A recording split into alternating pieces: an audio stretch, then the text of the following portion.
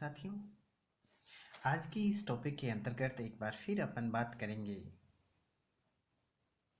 शुष्क बर्फ की। साथियों, शुष्क बर्फ के अंतर्गत अपनों ने बात की ठोस कार्बन डाइऑक्साइड। इसका रासायनिक सूत्र के रूप में इसे अपन लिखते हैं। तो आज की इस कक्षा में अपन इसकी विशेषताओं के बारे में बात करेंगे। साथियों, जब इसकी विशेषता की बात करते हैं तो सबसे पहली विशेषता यह होती है कि ठोस कार्बन डाइऑक्साइड जो है, विशेषता क्या होती है? शुष्क बर्फ किसको कहते हैं? ठोस कार्बन डाइऑक्साइड को कहते हैं, एक विशेषता। दूसरी बात यह होती है जो ठोस कार्बन डाइऑक्साइड होती है यह रंगहीन और गंधहीन होती है। कैसी होती है?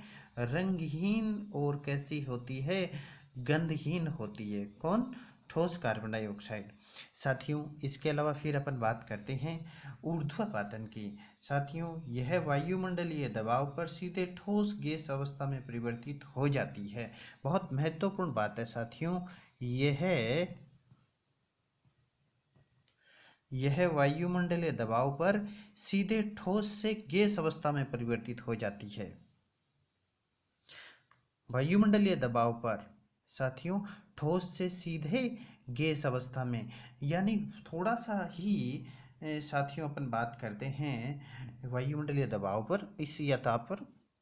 इसके अलावा साथियों इसकी बात करते हैं, इसका तापमान बहुत कम होता है। इसका तापमान बहुत कम होता है। तापमान बहुत ही कम होता है। किसका? ठोस कार्बन डाइऑक्साइड का। कितना होता है? -78.5 डिग्री सेंटीग्रेड। ये ठोस कार्बन डाइऑक्साइड का क्या होता है? तापमान होता है। तो साथियों, आज की इस कक्षा के अंतर्गत अपनों ने शुष्क बर्फ की किसकी चर्चा की? विशेषताओं की। अगली कक्षा में फिर किसी महत्वपूर्ण टॉपिक के साथ हाजिर होंगे। फिलहाल के लिए बस इतना ही। धन्यवाद।